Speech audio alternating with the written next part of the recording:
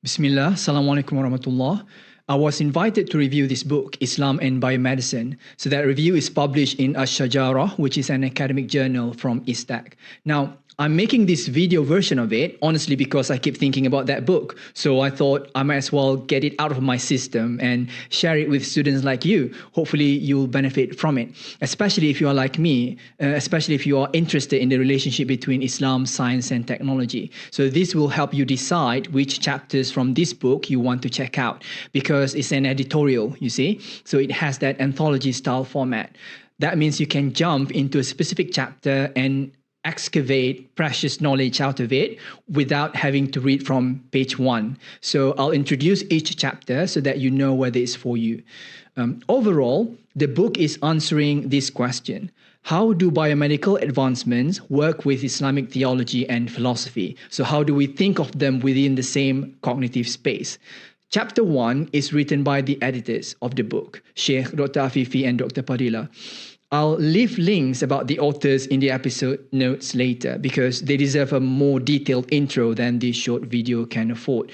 So the first chapter is called Taking on the Ghazalian Challenge of Integrating Religion and Science in Islam and Biomedicine.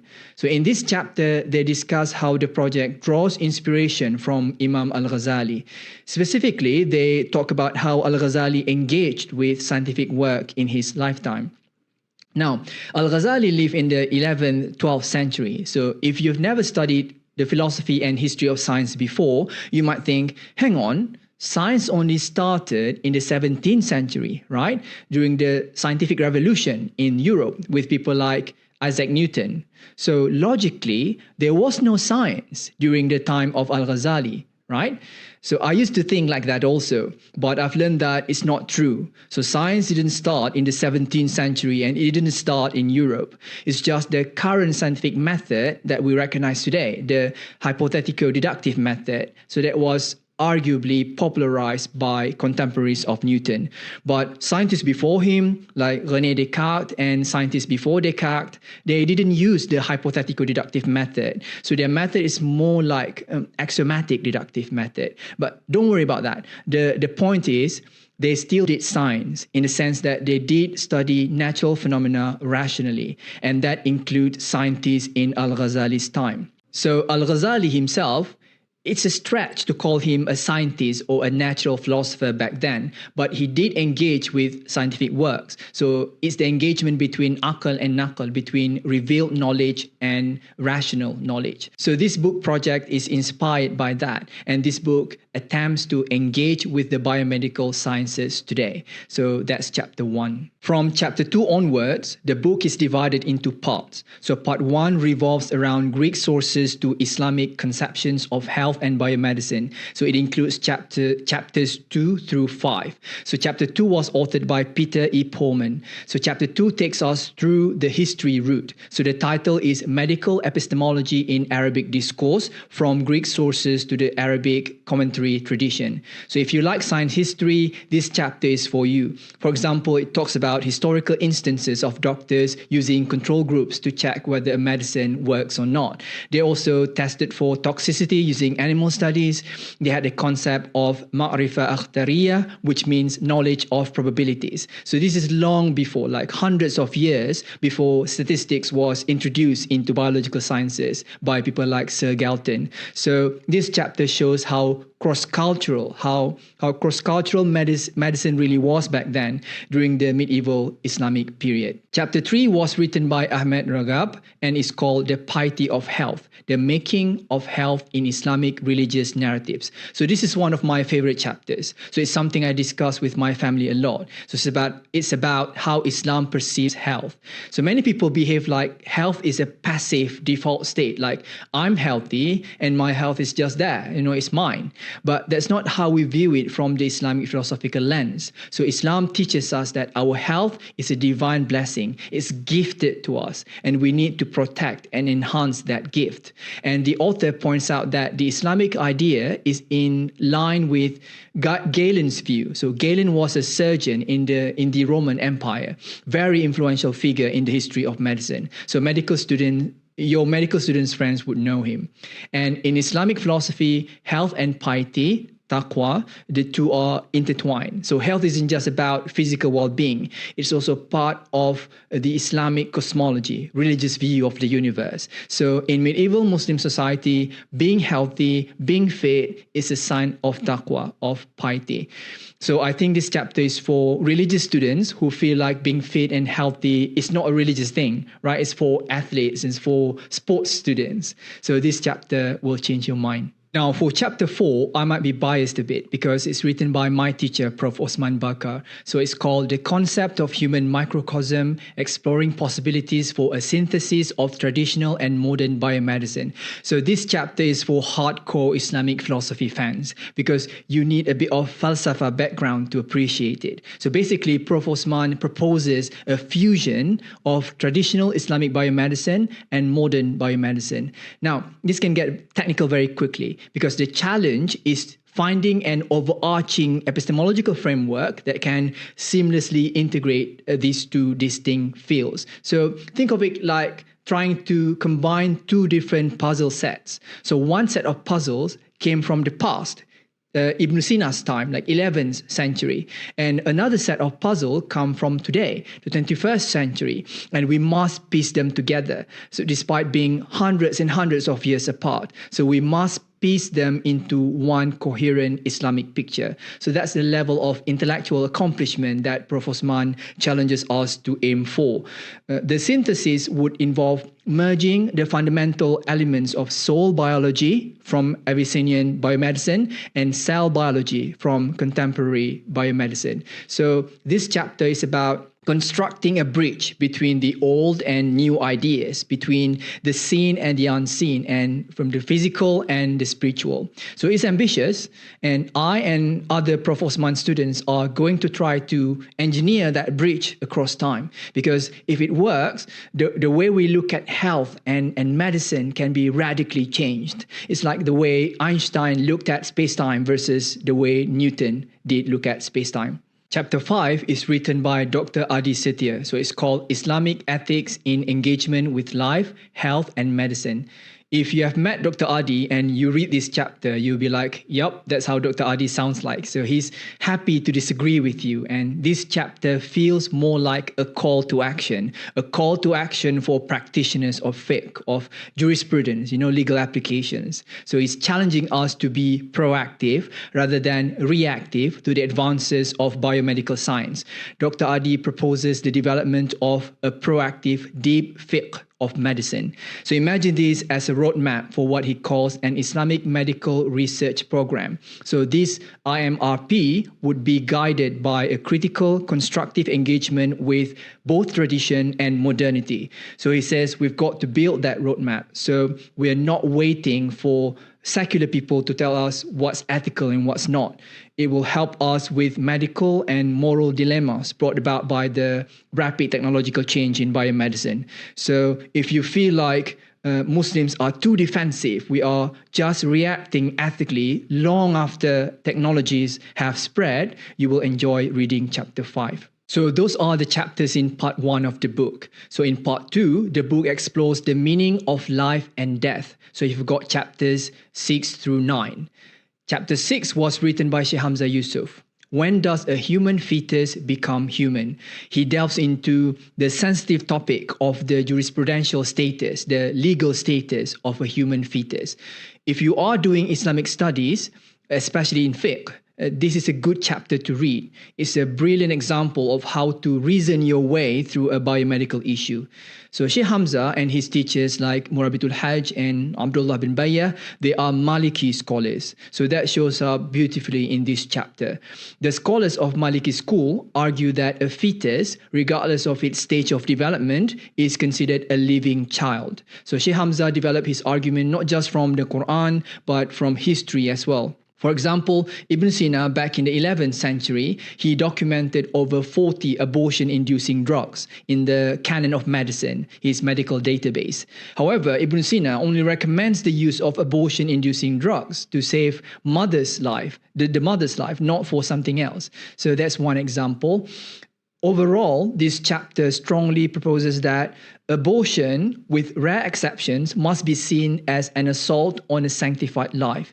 So it's like a loud and clear call to the medical community, urging everyone to respect and protect the sanctity of life. Chapter 7 is by Aasim I and Afifi al-Akiti. So it's called Where the Two Oceans Meet, the Theology of Islam and the Philosophy of Psychiatric Medicine in Exploring the Human Self. So this chapter connects with me personally. So it reminded me how I started studying psychology, not because I was interested in it. I studied psychology when I was in London to coach my wife for her master's study in psychology. So it was just a strategic decision.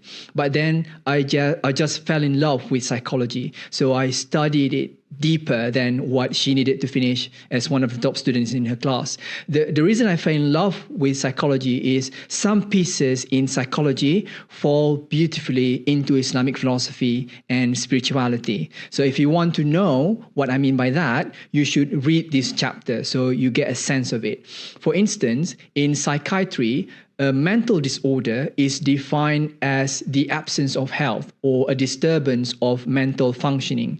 From Islamic perspective, however, a mental disorder is a disorder of perception, a disorder of consciousness and intentionality that impedes the purposes of the self. So think of it like this. In psychiatry, a mental disorder is like your car engine malfunctioning. So your car just doesn't move well. In Islam, mental disorder is not just that. It's also when your windshield is foggy because of snow or desert dust sticking on it. So it's not just about getting the car moving, but it's also about getting the car moving towards the right direction. This chapter shows you how you cannot separate psychiatry from metaphysics or ethics. So to be mentally healthy, you'll need your psyche, your metaphysics, and your ethics in proper order. Chapter 8 is titled Muslim Values and End-of-Life Healthcare Decision-Making, Values, Norms and Ontologies in Conflict by Mehrunisha Sulaiman. So this chapter gets into the sensitive topic of end-of-life healthcare decision-making.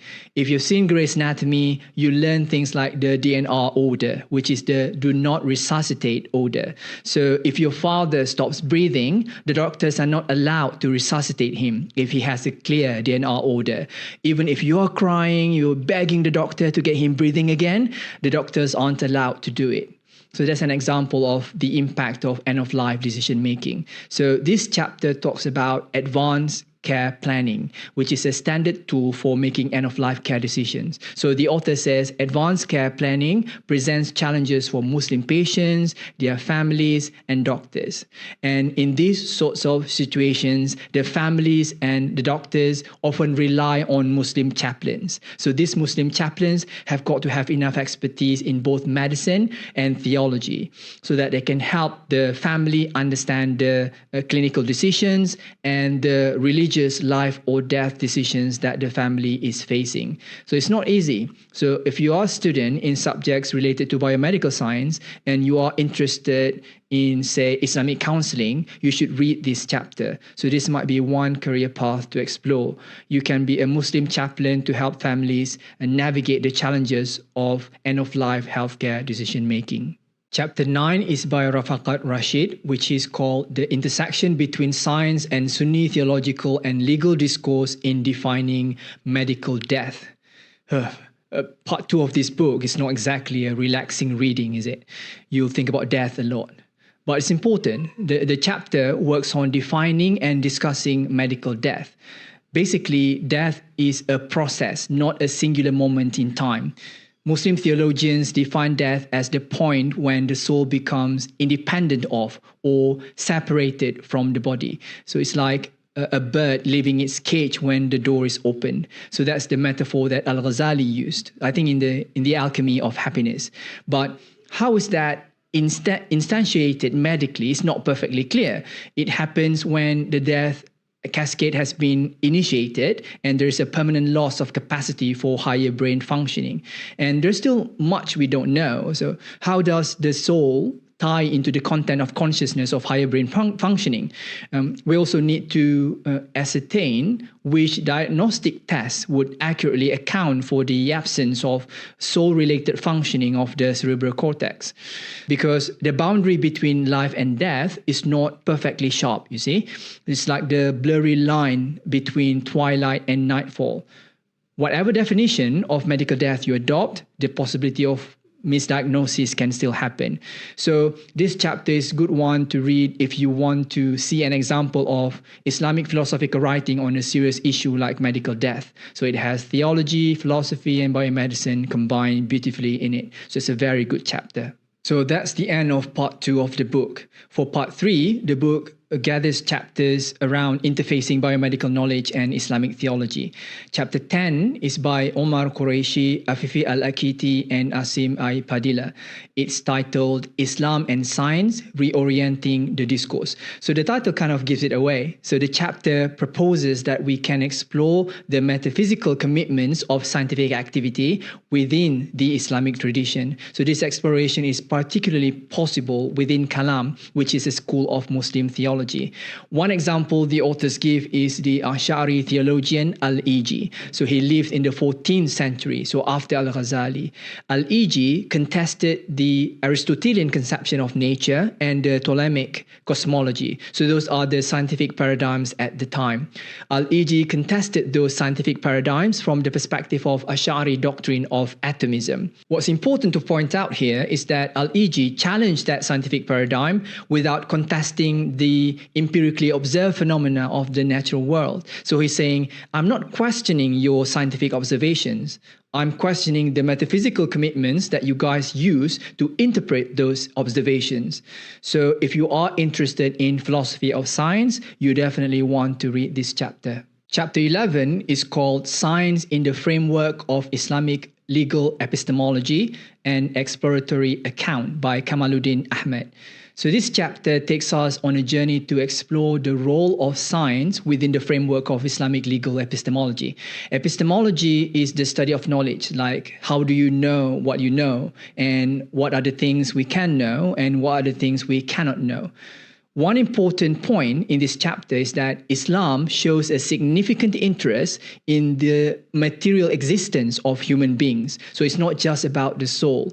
So that creates an opportunity for science and religion to complement each other, because science, natural science especially, is the study of the material physical existence of human beings. But in the Islamic model, a human being is more than just a physical being. There are 3 additional components: the qalb, heart, the aql, mind or reasoning faculty, and nafs, which is the center of desire, appetite, or ego. So each of these components has both material and immaterial aspects, like a coin with 2 sides.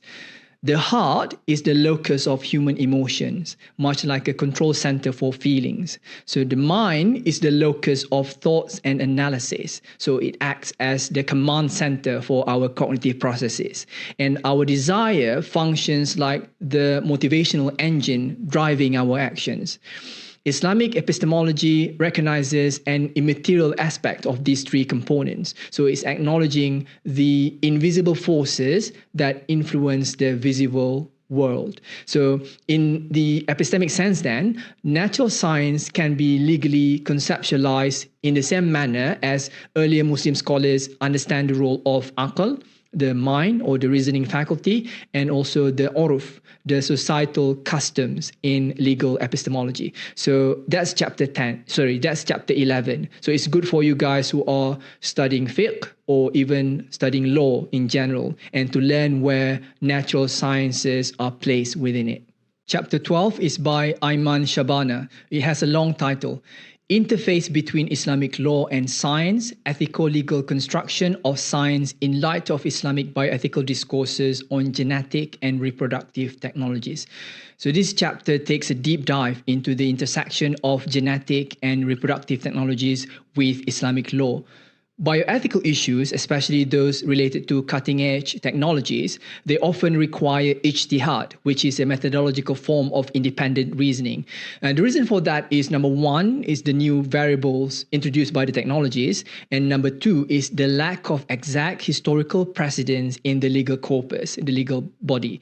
So when Muslim jurists deal with new legal issues, they aim to maintain the continuity of tradition. So it's like when you want to expand your house to accommodate new members of a family, you want to do that while making sure it's continuous with the existing structure and landscape. You don't want your house to fall down while you're building new rooms. So the author gives multiple examples of current scientific knowledge being used to revisit classical legal rules. One interesting example that I remember is pregnancy surrogacy. So you're a woman, you can't get pregnant. Is it Islamically ethical to get doctors to take your ovum and your husband's sperm and fertilize them in vitro and then put them in another woman's uterus? So even if it's not her ovum, that surrogate mother, that woman, carries the baby in her belly for 9 months. So that establishes a massive physical and psychological connection between that woman and the baby. So, I mean, talk to mothers around you and you'll know what I mean, right? So after all of that, how is she not a mother to that baby then? She's not an oven. She's not baking your garlic bread. So how is it ethical to just pay her money and take the baby away from her, right? So if you enjoy thinking about that kind of thing, you should read this chapter.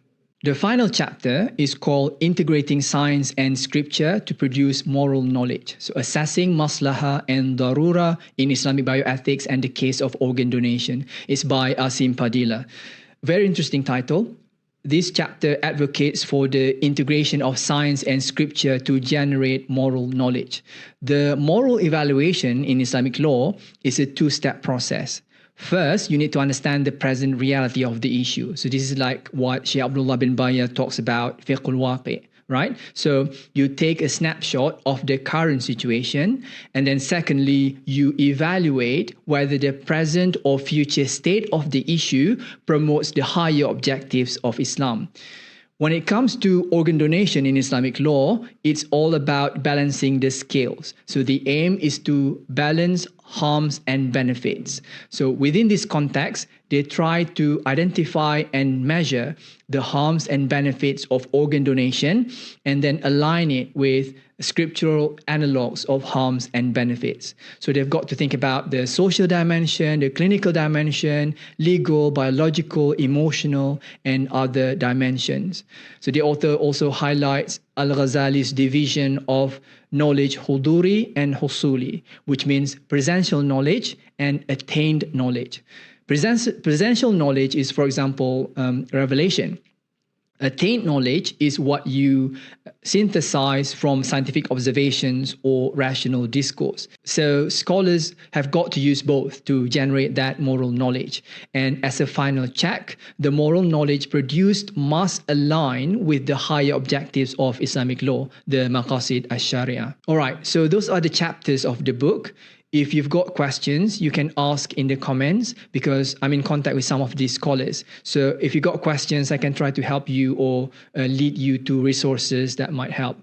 And try to promote the book. So our teachers here, they poured so much energy and time into making this book to help Islam. So we, as their students, at the very least, we can contribute to Islam by spreading the words.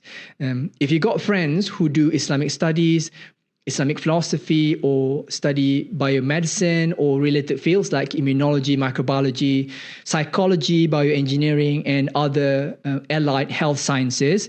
If you have friends studying those, tell them about this book. Yeah? All right. Talk to you next time. Barakallahu li wa lakum. Wassalamu alaikum wa rahmatullah.